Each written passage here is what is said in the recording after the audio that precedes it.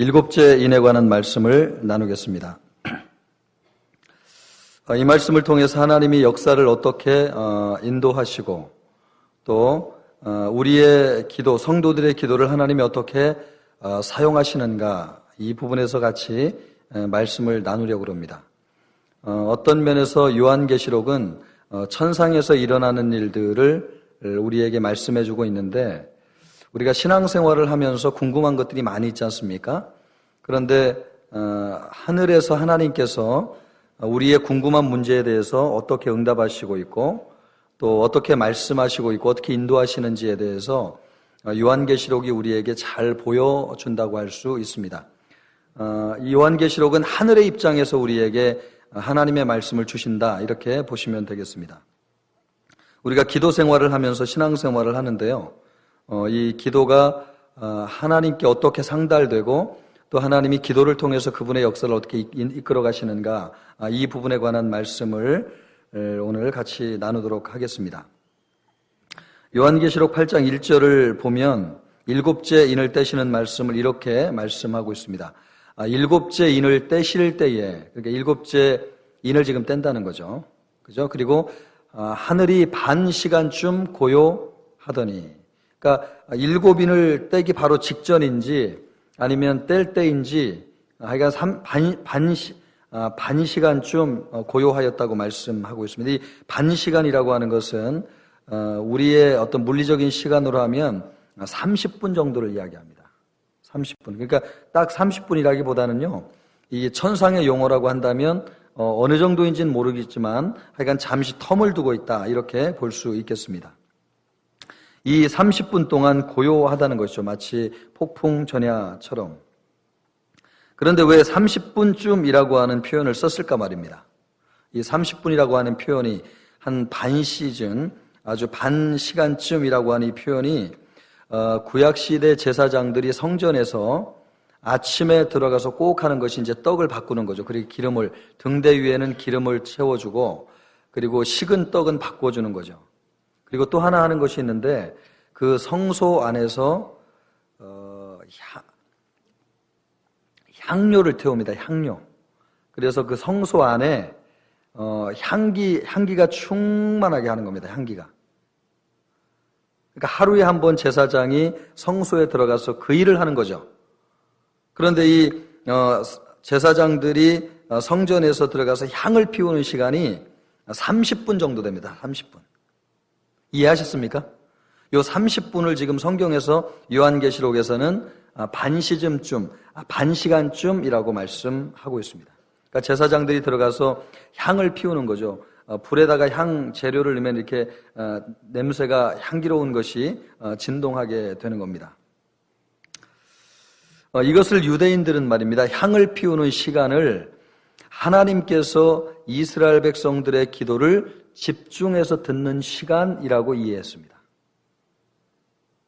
그러니까 하나님께서 집중해서 이스라엘 백성들의 기도를 듣는 시간이 향을 피워가지고 하나님께서 그 아름다운 향의 냄새를 올려드릴 때에 하나님께서 이스라엘 백성들의 기도를 집중해서 듣는다, 이렇게 보았던 거죠. 그러니까 어떻게 보면 이게 지금 요한계시록의 이 말씀은 구약 성경의 이미지하고 아주 유사한 측면이 있다고 볼 수 있겠습니다. 하나님은 언제나 어디서나 기도를 들으시는 분이시죠. 그런데 상징적으로 이렇게 우리에게 보여주시는 이유는 하나님이 성도의 기도를 놓치지 않고 들으신다는 뜻입니다. 하나님이 성도의 기도를 집중해서 들으신다는 것입니다.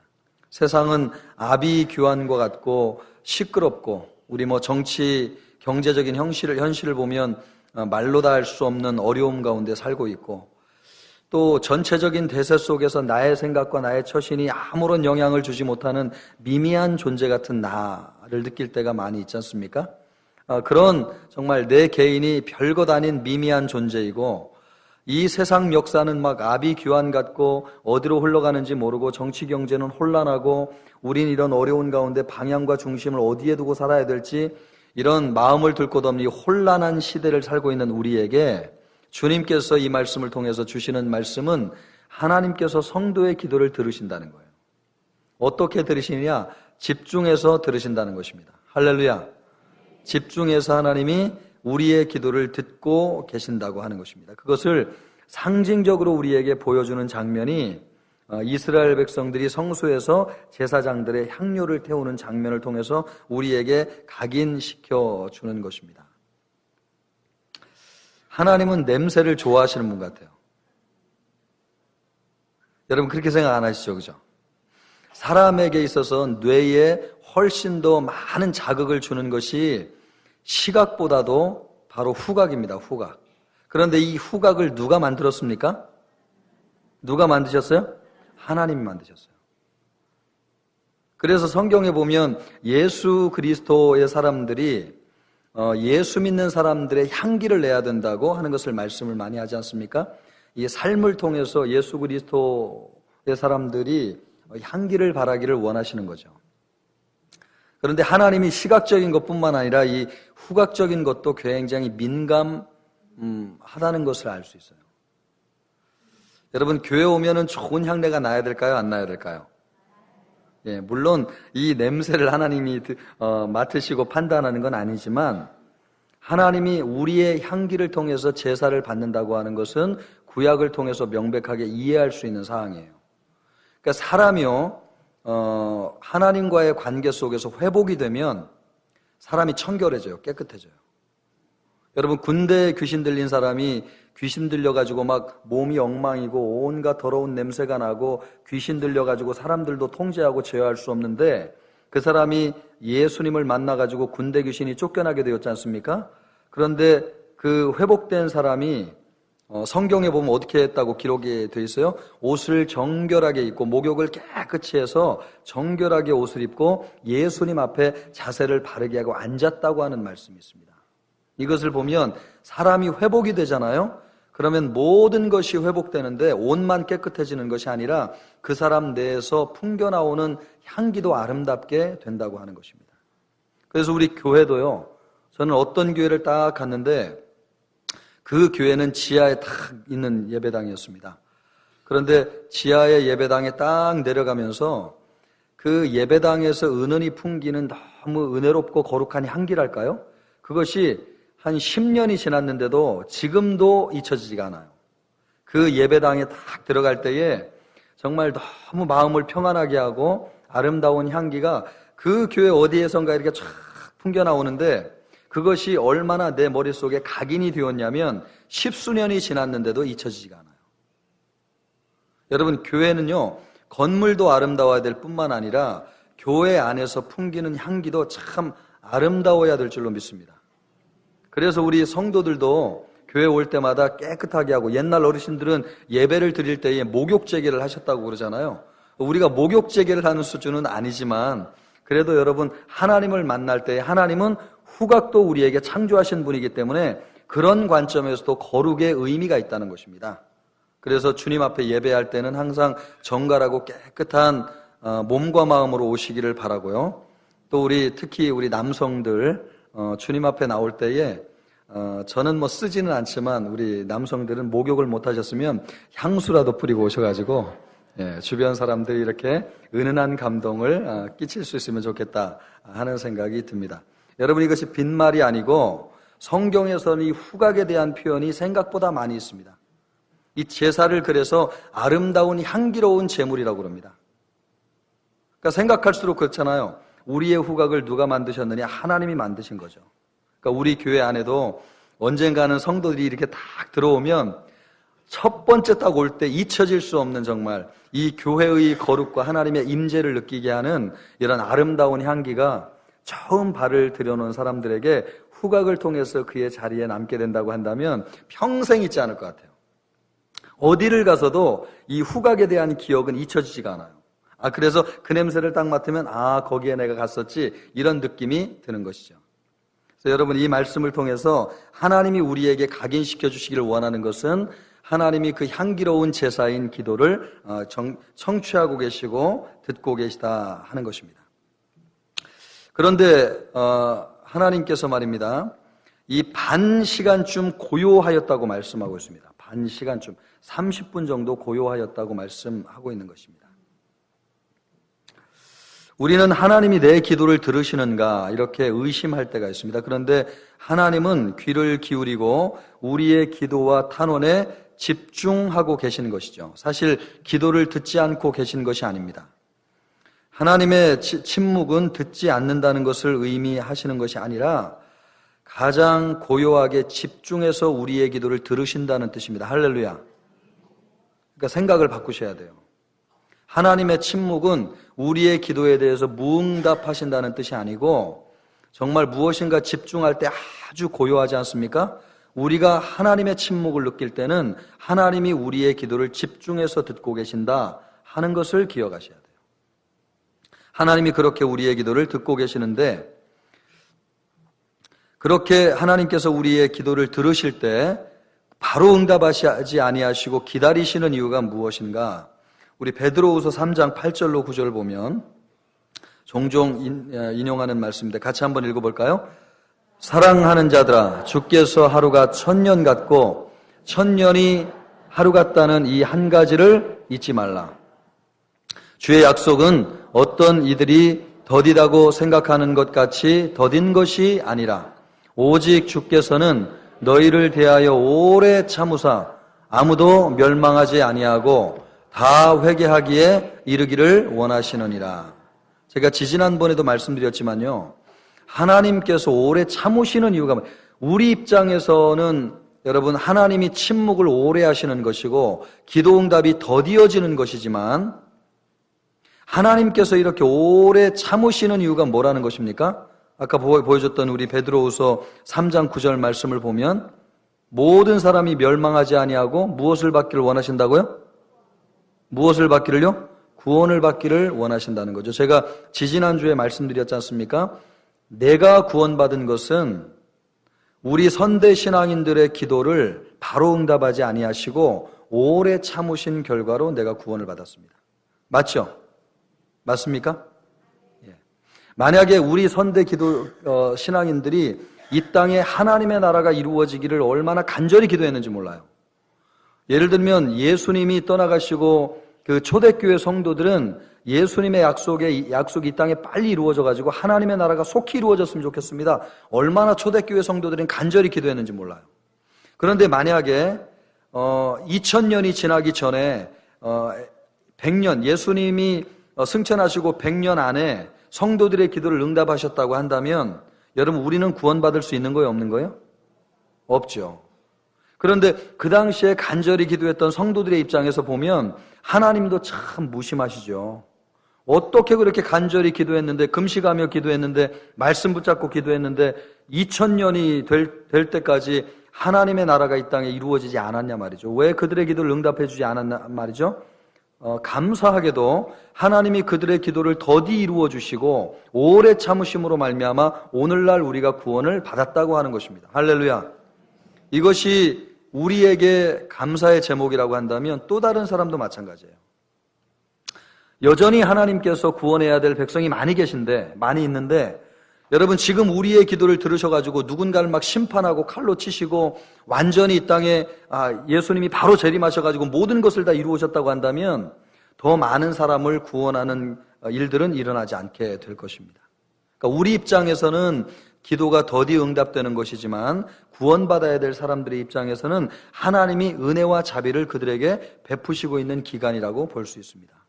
그래서 이 베드로후서 말씀이 우리에게 그렇게 이야기하고잖아요. 하나님이 오래 참으시는 것은 그러니까 하나님의 응답에는 참는 기간이 있습니다. 그래서 여기에서도 7째 인을 뗄 때에 한 30분 정도 하나님이 기다리셨다잖아요. 이 기다리신다고 하는 게 뭐예요? 우리 입장에서는 기도가 더디게 이루어지는 것이지만 그 시간 하나님이 준비하시고 하실 일이 있는데 구원받아야 될 백성들을 기다리고 계시다는 것입니다. 그래서 어찌됐든 더 많은 사람이 구원받기를 원하시는 것이 하나님의 뜻이라고 하는 것입니다. 여러분 우리는 가물면 비가 내리기를 바라지만 비가 또 지나치게 많이 오면 과실을 맺어가지고 열매를 맺어야 되는 분들의 입장에서는 농사를 망칠 수도 있습니다. 그러니까 우리의 기도대로 하나님이 즉각적으로 응답하신다고 한다면 이 세상은 아마 오늘날 같이 존재하지 않을 것 같아요. 하나님이 저의 기도를 즉각 응답하신다고 한다면 제 주변에 있는 사람들이 남아났을까요? 못 남아났을까요? 벌써 우리 자식들을 하나님께서 어떻게 하지 않으셨을까 싶어요. 하나님 말 안 듣는 이놈들을 내가 어떻게 해야 되겠습니까? 만약에 하나님이 제 기도를 짧게 그냥 생각만 했는데 하나님이 응답하셨다 그러면 자식들이 남아나겠어요? 못 남아나겠어요? 못 남아나죠. 저만 그러겠습니까? 여러분은 아주 성자 같으신데 여러분도 자식 키우면서 남편과의 관계 어렵잖아요. 그래서 원망하고 아유 정말 이 남편을 내가 어찌해야 될꼬, 그죠? 이 자식들을 어찌해야 될꼬, 그래가지고 주여 이놈들 좀 정신 차리게 해주십시오. 만약에 이런 기도가 즉시 응답됐다고 해보세요. 아마 하나님께서 오래 참지 아니하시면 우리의 뜻대로 우리 마음대로 기도 응답하셨다고 한다면 세상이 아마 남아나지 않을 것입니다. 그래서 하나님이 오래 참고 기다리게 하시는 것이죠. 그런데 그 침묵하는 시간 동안 하나님께서 그러면 아무것도 안 하시느냐? 그렇지 않다는 거예요. 우리가 천상에서 우리가 기도할 때 하늘에서 어떤 일이 일어나나를 보면 참 위로가 되는 말씀이 아닐 수가 없습니다. 요한계시록 우리 8장 3절 4절 한번 보시죠. 이 사이드에 등 좀 켜주시겠습니까? 사이드에 등. 예, 같이 한번 3절 4절 읽습니다. 시작. 또 다른 천사가 와서 제단 곁에 서서 금 향로를 가지고 많은 향을 받았으니 이는 모든 성도의 기도와 합하여 보좌 앞 금 제단에 드리고자 함이라. 4절. 향연이 성도의 기도와 함께 천사의 손으로부터 하나님 앞으로 올라가는지라. 그러니까 하나님이 침묵하시는 시간 동안 이런 일이 일어난다는 겁니다. 제단 앞에서 어떤 일이 벌어지는가? 여러분이 제단이 어떤 제단입니까? 순교한 사람들의 영혼이 제단 앞에 있었다고 하는 거 우리가 말씀을 보았죠. 그죠? 그러니까 하나님 앞에서 벌어지는 일이라는 것입니다. 육신의 눈으로는 하나님이 침묵하시는 시기 동안 우리 눈에 아무것도 보이지 않아요. 그런데 영적으로 보면 어떤 일이 천상에서 벌어지고 있느냐? 천사들이 계속해서 성도들의 기도를 금향로에 담아가지고 누구에게 전달한다는 거예요? 하나님께 전달하고 있다는 것입니다. 금향로에. 그러니까 우리가 막 부르짖어서 기도할 때 하나님이 응답하시지 않는 것 같아도 하나님이 아무 일도 안 하시는 것이 아니라 우리의 기도를 천사들이 말이에요. 금향로에 담아가지고 하나님께 지속적으로 올려드리고 있는 것입니다. 그런데 이 금향로에 성도의 기도를 담을 뿐만 아니라 이 금향로에 성도의 기도가 차게 되면 이 금향로에 무엇을 담아가지고 어떻게 한대요 지금? 잘 안 보셨죠? 한번 3절 4절 다시 한번 보자고요. 어떻게 하시는지. 3절 4절 보시게 같이 한번 다시 한번 읽어봅니다.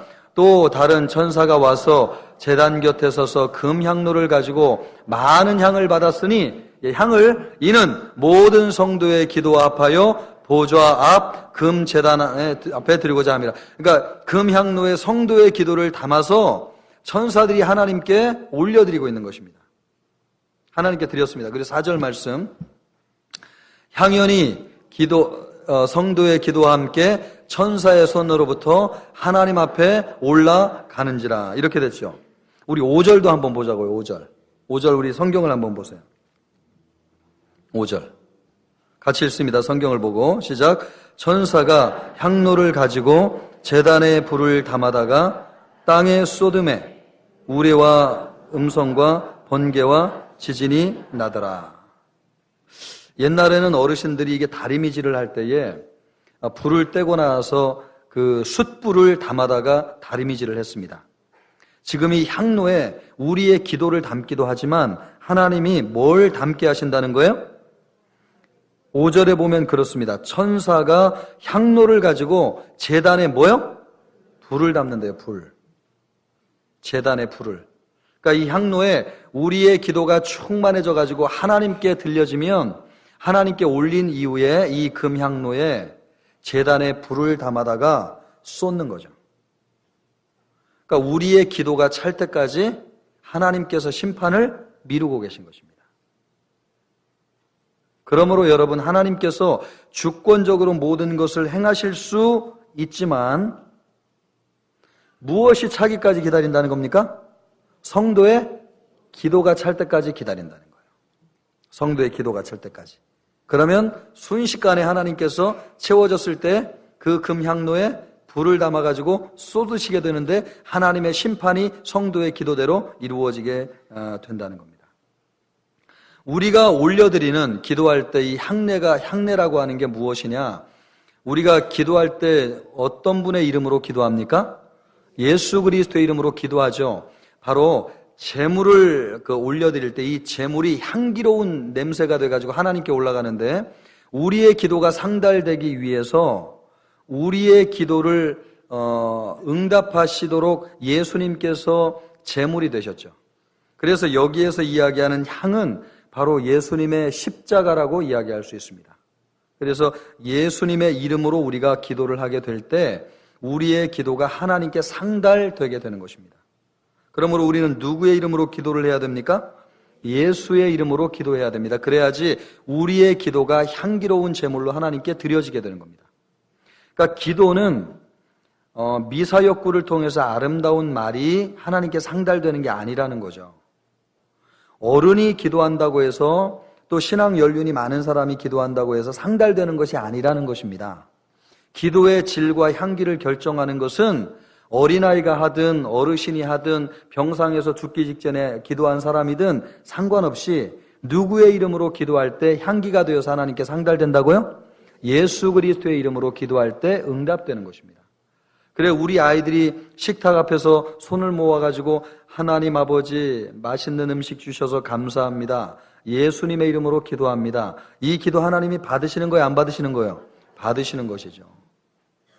그런데 우리가 막 1시간, 2시간 막 명상을 하고 대단한 기도를 하고 종교 생활을 해도 예수의 이름으로 올려드리지 않는 기도는 받으시는 거예요? 안 받으시는 거예요? 예, 금향로에 담기지가 않아요. 그러니까 우리의 기도의 아름다운 향기는 예수 그리스도의 이름으로 결정되는 것이지 미사 역구나 굉장히 대단한 말로 올려지는 것 아니라는 것입니다. 히브리서가 그 부분을 아주 강조를 많이 하고 있는데요. 히브리서 우리 10장 말씀을 한번 보자고요. 자, 교독합니다. 19절 말씀을 제가 읽어드리면 그러므로 형제들아 우리가 예수의 피를 힘입어 무엇을 입는다고요? 예수의 피를 힘입어 어디에 들어가요? 성소에 들어갈 담력을 얻었으니. 성소에 누가 계신데요? 하나님이 계시죠, 여러분. 하나님. 성소에 하나님이 계시잖아요. 그 하나님을 우리가 만나기 위해서 성소에 들어가는 담력을 예전에는 성소에 아무나 들어가지 못했어요. 왜냐하면 성소에 들어갔다가 죄가 있으면 죽기 때문에 그렇습니다. 그런데 모든 사람이 성도라고 한다면 누구나 성소에 들어갈 수 있는 담력을 얻게 된 것은 누구를 힘입었다는 거예요? 예수의 피를 힘입었다는 것입니다. 그리고 20절 읽어주시겠습니까? 그 길은 우리를 위하여 휘장 가운데로 열어놓으신 새로운 살 길이요 휘장은 곧 그의 육체니라. 말씀을 그대로 보여주십시오. 여러분 예수님이 십자가에 못 박히시면서 손과 발 옆구리를 찢으셨죠. 육체를 찢으셨다고 그래요. 그 육체를 찢으셨다는 게 뭐냐? 예수님이 돌아가시면서 휘장이 가운데가 다 열렸지 않습니까? 찢어져서. 그래서 그 휘장이라고 하는 게 뭡니까? 성소와 지성소를 나누는 공간이었습니다. 그런데 그 지성소가 찢겨지면서 성소와 지성소의 구분이 없어지고 누구나 하나님을 만날 수 있도록 들어가게 되었다고 하는 것이죠. 누가 죽으심으로요? 예수님이 죽으심으로 십자가에서 대가를 지불하셨기 때문에 그렇습니다. 그래서 21절 말씀, 같이 시작. 또 하나님의 집 다스리는 큰 제사장이 계심에 이 큰 제사장이 누구십니까? 예수님이시죠, 예수님. 그리고 22절이요. 우리가 마음의 뿌림을 받아 악한 양심으로부터 벗어나고 몸은 맑은 물로 씻음을 받았으니 참 마음과 온전한 믿음으로 하나님께 나아가자.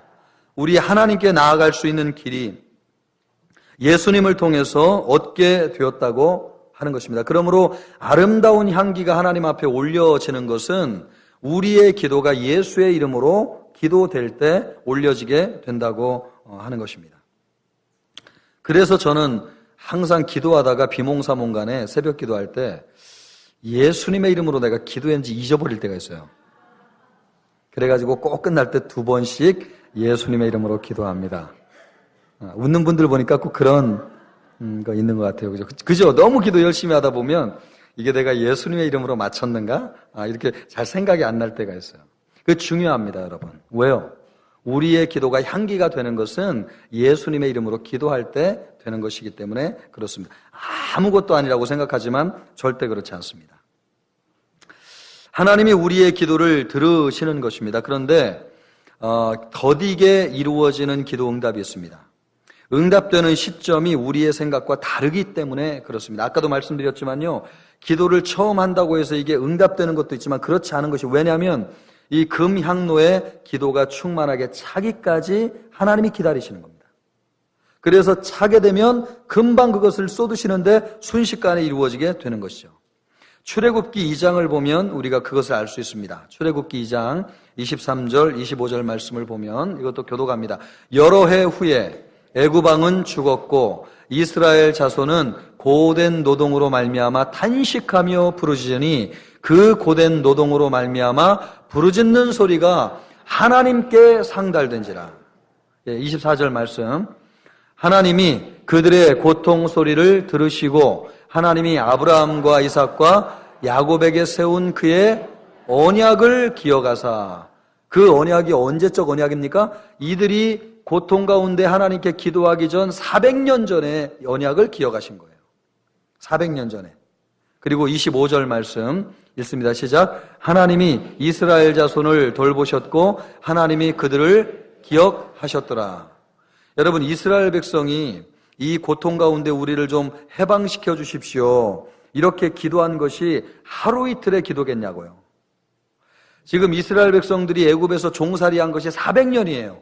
이 400년 동안 억울한 일 당하고 고통 가운데 사는 수많은 이스라엘 백성들이 하나님, 우리를 좀 이 고된 삶에서 해방시켜 주십시오, 수많은 세월 기도했을 거란 말이죠. 그래서 어떤 사람은 기도를 포기한 사람도 있을 것이고 어떤 사람은 정말 가문이 내려오는 정도로 지속적으로 기도하는 사람이 있을 것이고요. 그런데 이 400년 동안 이스라엘 백성들이 기도했는데 언제 하나님께서 이 기도를 응답하시느냐? 400년이 지나서 그 금향로의 기도가 다 찼을 때, 때가 되었을 때에 하나님이 응답하신다는 것입니다. 만약에 언젠가는 이루어지겠지 하고 이스라엘 백성들이 기도를 하지 않았으면 이게 응답돼요, 안 돼요?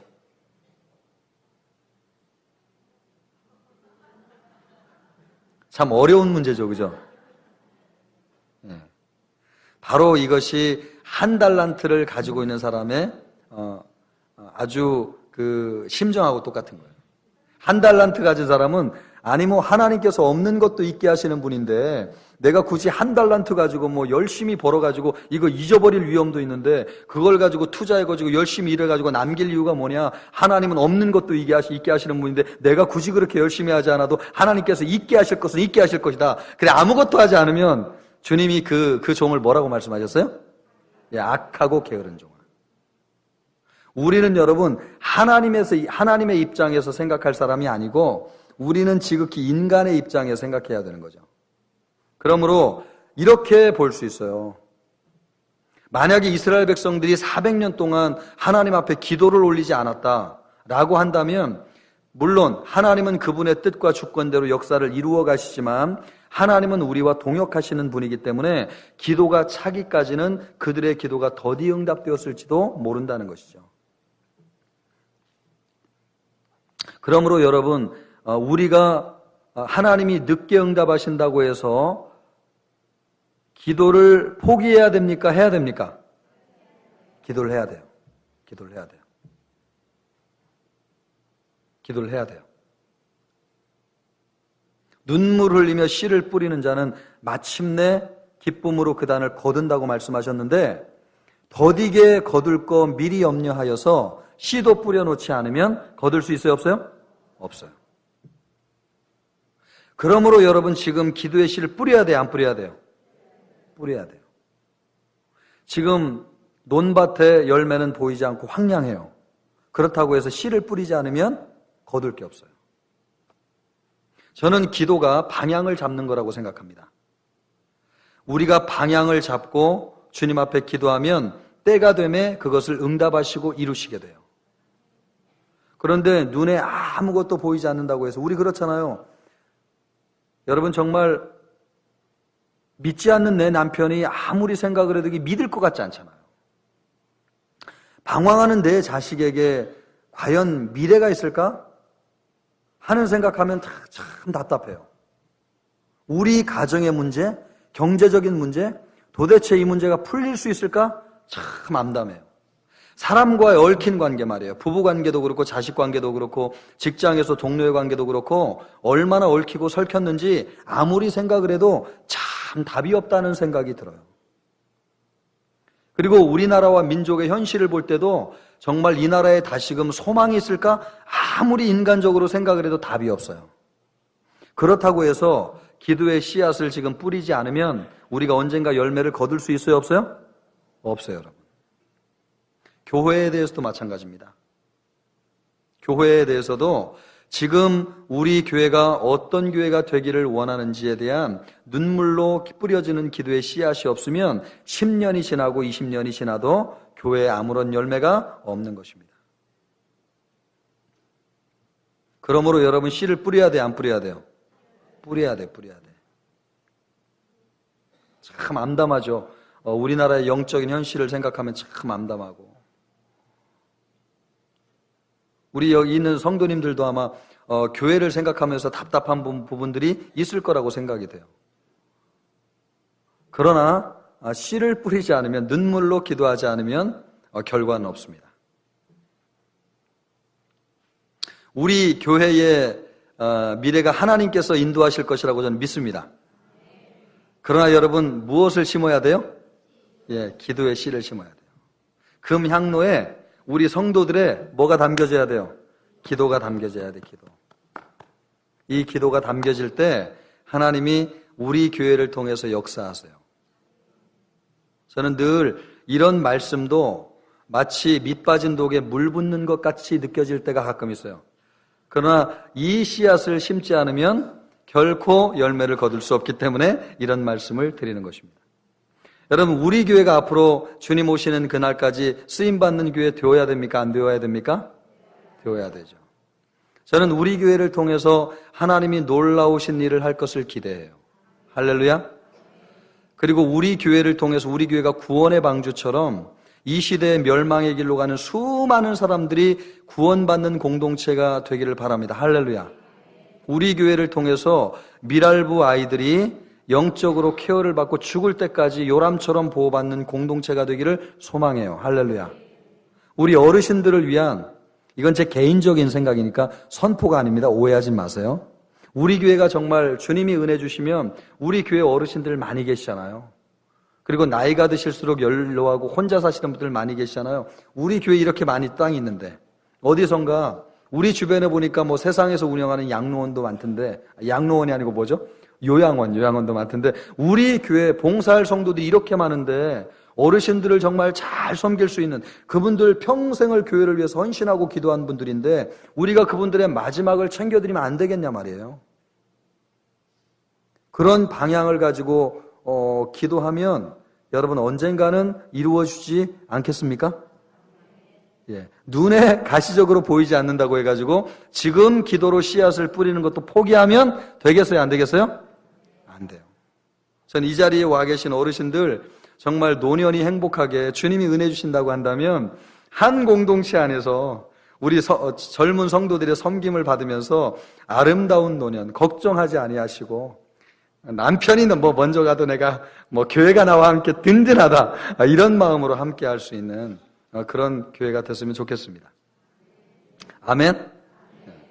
또 여러분, 주일학교를 위해서도 우리가 꿈을 꿀 수 있잖아요. 우리 부평지역과 같이 이렇게 주일학교 아이들이 많이 주변에 있는 데가 없잖아요. 우리가 아무리 노력하고 열심히 한다고 해서 열매가 없다고 해서 우리가 포기한다고 한다면 언젠가는 거기에 도달하지 못할 것입니다. 그러나 여러분, 지금부터 씨를 뿌리는 거죠. 주님, 우리 주일학교 아이들이 우리 교회 안에서 예수님을 인격적으로 만나고 그 아이들이 교회의 기쁨과 소망이 되게 하시고 나라와 민족의 등불이 되게 하시고 세계 선교를 위해서 쓰임받게 하시고, 주님, 우리 교회도 필요하면 큰 인물들이 나오게 하여 주옵소서. 하나님 또 가정 문제로 고통당하고 어려움 당하는 사람들 참 많은데 주님, 우리 교회가 그들을 치료하고 회복하는 공동체가 되면 좋겠습니다. 우리 교회에 있는 환우들 주님, 교회 안에서 치유되고 회복될 수 있는 그런 공동체가 되게 하여 주옵소서. 어떻게 보면 말입니다, 우리 교회하고는 어울리지 않는다고 생각하는 분들이 계실지 모르겠어요. 그러나 여러분, 가르치고 치료하고 회복하고 사람을 돌보는 것은 주님의 비전이고 주님의 꿈 아닙니까? 그것을 위해서 우리가 기도한다면 언젠가는 거기에는 도달할 수 있겠다는 믿음이 있습니다. 할렐루야. 그러므로 여러분, 그런 공동체 꿈을 이루기를 원한다면 현재를 바라보시고 낙심하고 포기하지 마시고 미래를 바라보시고 기도해야 될 줄로 믿습니다. 언제 응답해 주시느냐? 차면돼요. 차면. 그러기 위해서 여러분, 기다리는 시간이 반드시 필요해요. 기다려야 돼요. 근데 기다리는 시간 동안 우리가 뭘 해야 된다는 거예요? 기도를 해야 돼요. 조급하면 안 되는 거죠. 저도 이 말씀을 늘 명심해요. 우리 잠언서 말씀 한번 보죠. 14절, 잠언 14장 29절 읽어봅니다. 시작. 노하기를 더디하는 자는 크게 명철하여도 마음이 조급한 자는 어리석음을 나타내느니라. 여러분, 조급한 자의 특징이 노를 쉽게 한다는 거죠. 그런데 노하기를 더디하는 사람은 명철하고 마음이 조급한 자는 어리석다고 말씀하고, 그러니까 조급하지 말라는 게 사람과의 관계 속에서 마음의 감정도. 또 여러분, 잠언 21장 말씀 보겠습니다. 같이 읽습니다. 시작. 부지런한 자의 경영은 풍부함에 이를 것이나 조급한 자는 궁핍함에 이를 따르민. 부지런한 자와 조급한 자가 겉으로 보면 비슷해 보여요. 막 부지런한 사람도 막 행동이 빠르지 않습니까? 조급한 사람도 막 급하잖아요. 그런데 둘이 차이가 있다는 거죠. 부지런한 사람은요, 풍부함에 이르게 되고 조급한 사람은 궁핍함에 이르게 된다는 것입니다. 이 부지런한 사람하고 조급한 사람의 차이가 뭔지 아십니까? 부지런한 사람은 씨를 뿌리고 기다리는 사람이고, 조급한 사람은 씨를 뿌리지 않고 나중에 열매만 기다리는 사람입니다. 어떤 차이가 있는지 아시겠죠? 그러므로 조급한 자가 되지 않고 부지런한 자가 되어서 풍성한 열매를 거두기를 원한다면 기도의 씨앗을 뿌려야 된다는 것이죠. 잠언 29장 말씀도 같은 말씀이 있는데요. 읽어봅니다. 시작.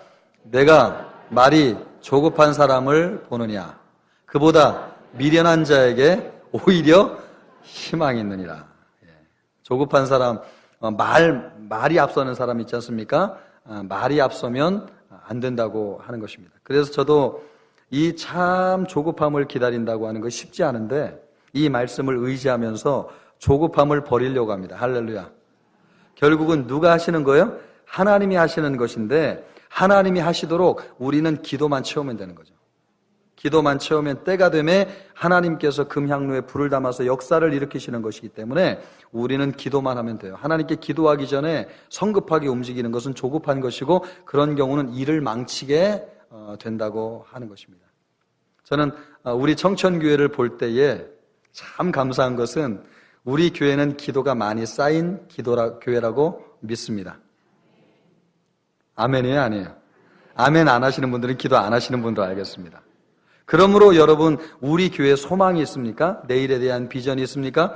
많은 성도들이 기도하셔야 돼요. 많은 성도들이 기도하셔야 돼요. 새벽마다 기도하시고, 금요일마다 기도하시고, 수요일마다 기도하시고, 집에서도 기도하시고. 보이지 않는다고 해서 낙심하지 마십시오.